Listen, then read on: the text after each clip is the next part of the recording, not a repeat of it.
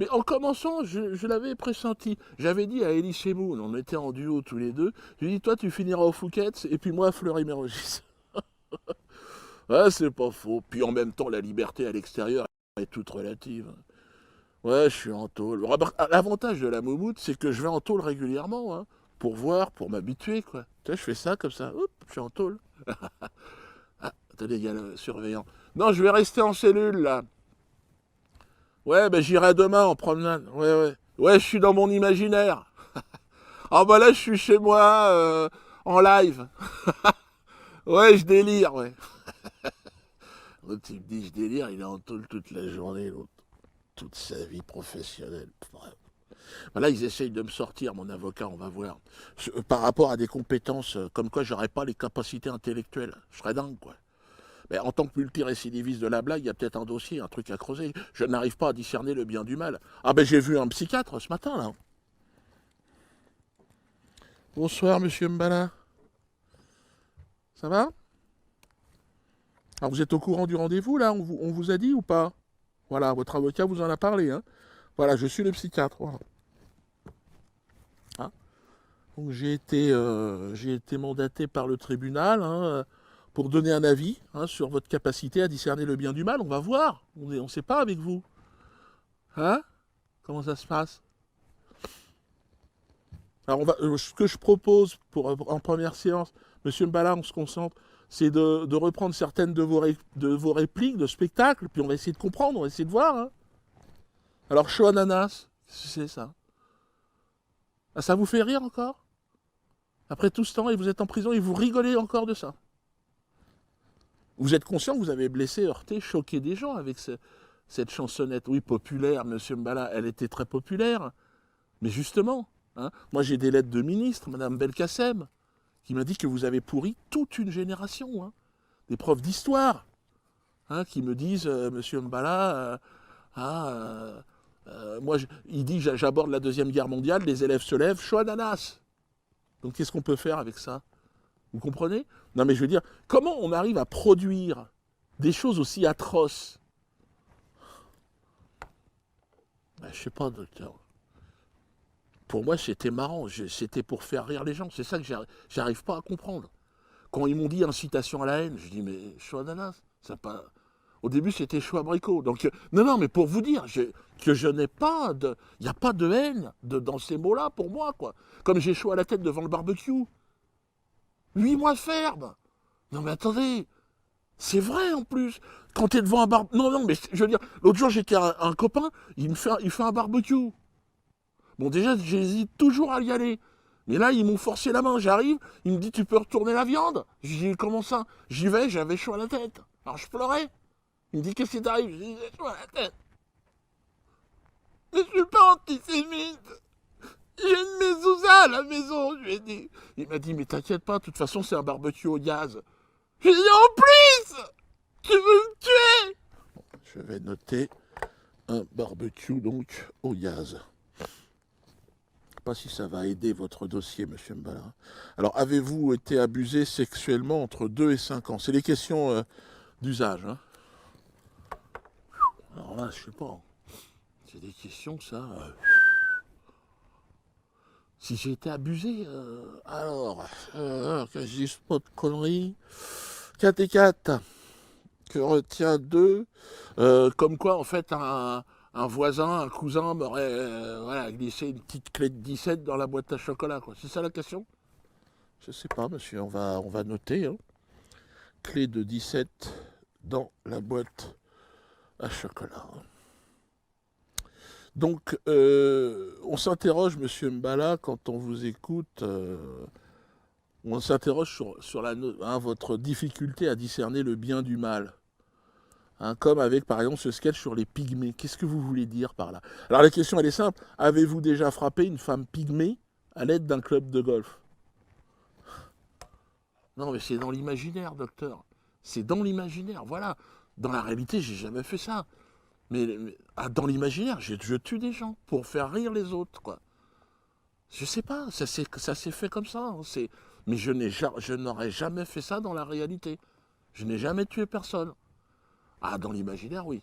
C'est-à-dire, premier spectacle, j'avais un kangou blanc, je m'en souviens, j'avais un pare-buff. Et j'habitais Vélizy. Donc c'est vraiment, j'ai jamais habité là-bas.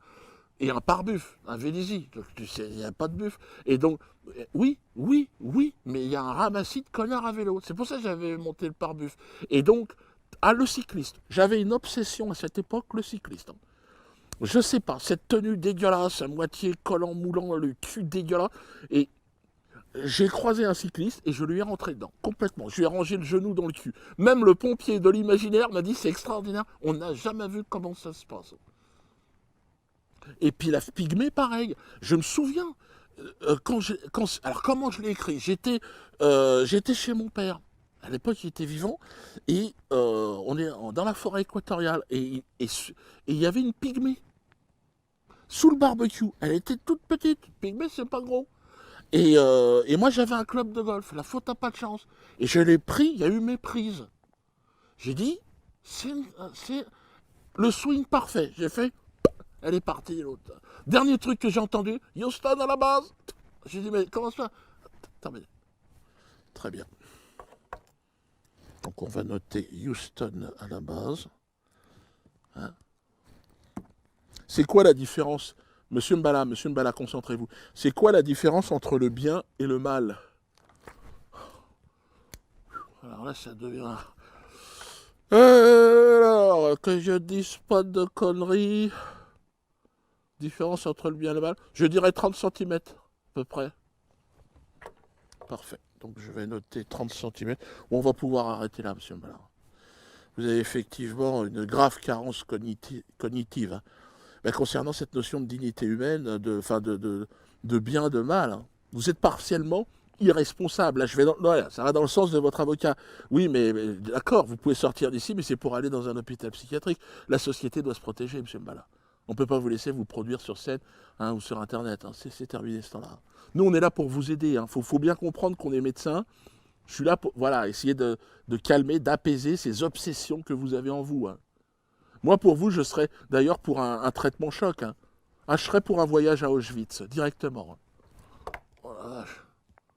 Direct, sans échauffement, comme ça, à froid. Oui, mais Monsieur Mbala, à froid, qu'est-ce que ça veut dire? Vous voyez? Ça va pas, ça. Hein. Auschwitz, c'est la dernière limite de l'humour. Si vous aviez été en classe de troisième ou si vous aviez écouté, oui, vous y êtes allé, mais vous n'avez pas écouté, vous auriez compris que c'est la limite du rire. Après, c'est la haine. La haine de l'autre, la haine de l'univers. Hein? Donc, oui, Shoah Ananas, c'est l'œuvre d'un psychopathe. Alors, écoutez, vous avez l'air doué dans ce monde de l'imaginaire. On va faire un test hein, sous hypnose. Donc, vous vous détendez. On va y aller, allez-y, on va aller dans l'imaginaire. Voilà. Donc, vos paupières sont lourdes, vous entendez que ma voix... Vous êtes là, vous avez les yeux fermés, monsieur Mbala, vous écoutez ma voix. Monsieur, vous êtes maintenant cette humanité. Vous devenez cette humanité que la barbarie nazie va arracher à la vie. Vous êtes dans le train de la mort. Est-ce que vous y êtes, monsieur Mbala?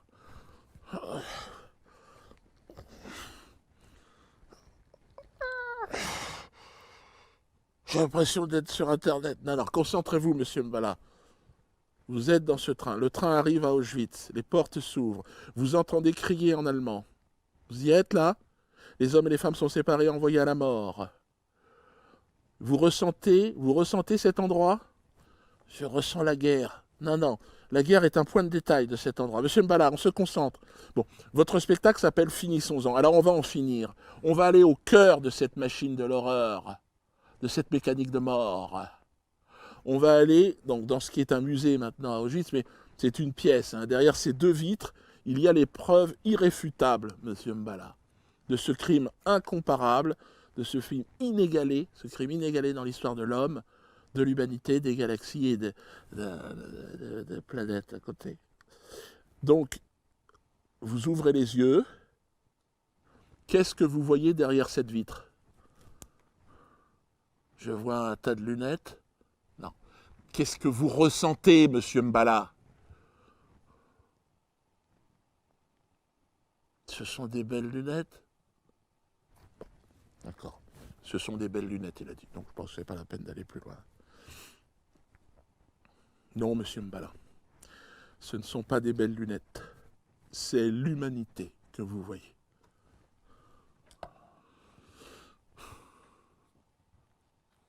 Il y a des lunettes?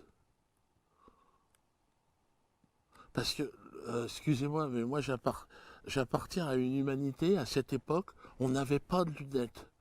Comme les Indiens, comme les aborigènes, comme plein de gens, ça n'existait pas. C'est pour ça, quand vous me dites c'est l'humanité, ceux qui avaient des lunettes comme ça, ils venaient pour nous voler, pour nous tuer. C'est ça que j'arrive pas à...